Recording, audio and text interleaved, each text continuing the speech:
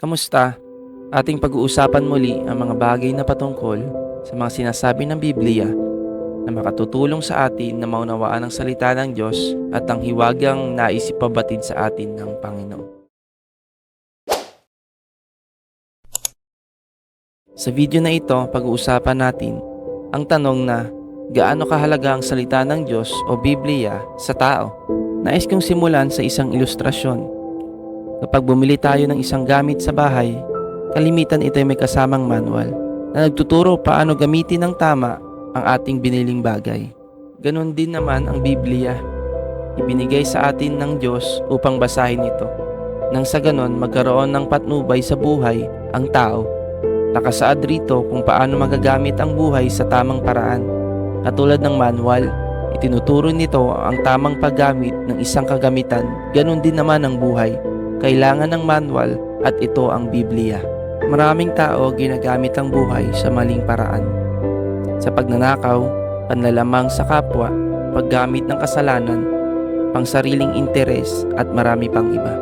Nangyayari ito sa buhay ng tao dahil maraming tao ang di alam paano gamitin ang buhay ng tama.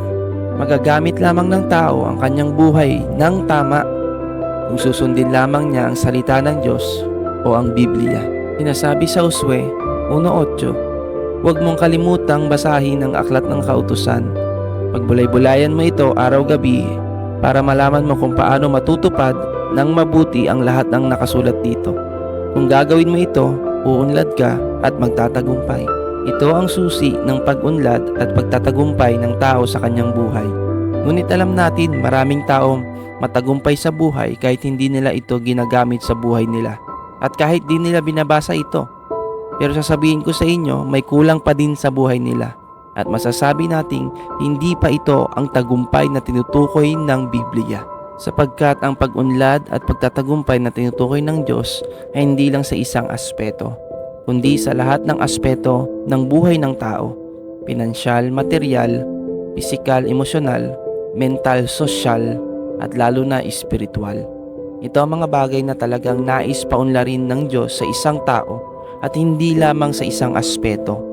Ito'y sa kabuuan ng kanyang buong pagkatao. Magaganap lamang na umunlad ang mga nasabing aspeto kung ang isang tao ay magbabasa ng salita ng Diyos at ito'y pahalagahan niya sa buhay niya.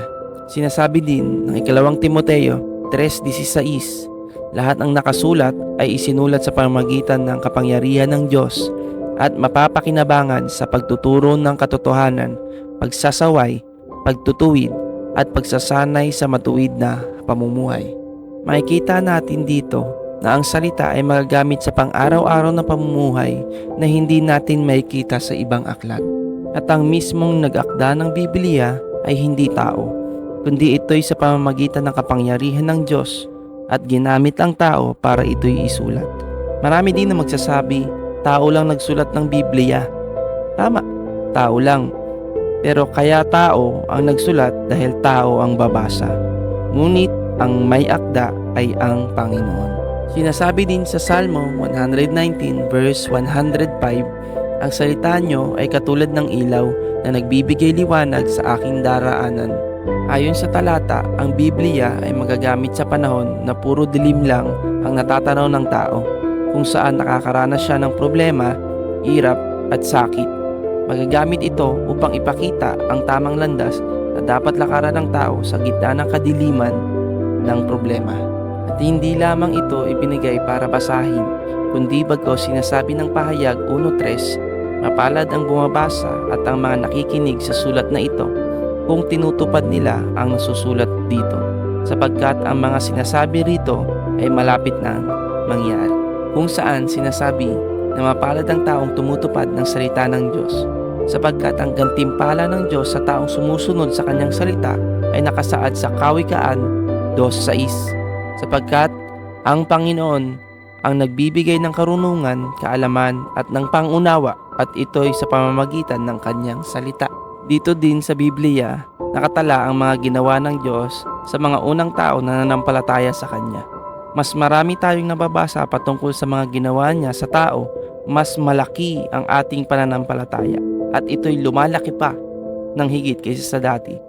Dahil sa ating mga nababasa, masigit tayo nananampalataya sa magagawa ng Diyos.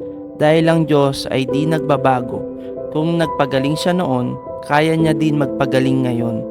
Kung naghimala siya noon, hanggang ngayon kaya pa din niya ngayong maghimala. Kung nagpala siya sa mga tao noon, hanggang ngayon kaya pa din niyang magpala sa mga taong sumusunod sa kanya ngayon. Dahil ang Diyos ay di nagbabago. Hebreo 13:8. Si Jesucristo ay hindi nagbabago.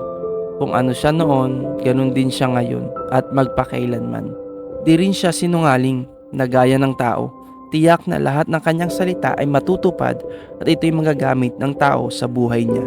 Tandaan natin, kung tinatanggihan natin ang salita, ibig sabihin tinatanggihan din natin mismo ang Diyos. Sinasabi sa Juan 1:1, nang pasimula, naroon na ang tinatawag na salita at ang salita ay kasama ng Diyos at ang salita ay Diyos. Kaya maraming tao hindi nararanasan ang kapangyarihan ng Diyos.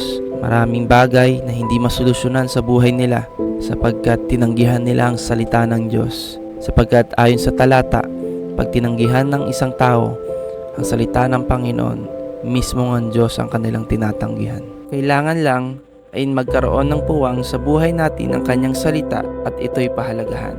Ako'y nananalangin na marami tayong natutunan at kinausap tayo ng Diyos sa video na ito. Maraming salamat at God bless sa bawat isa.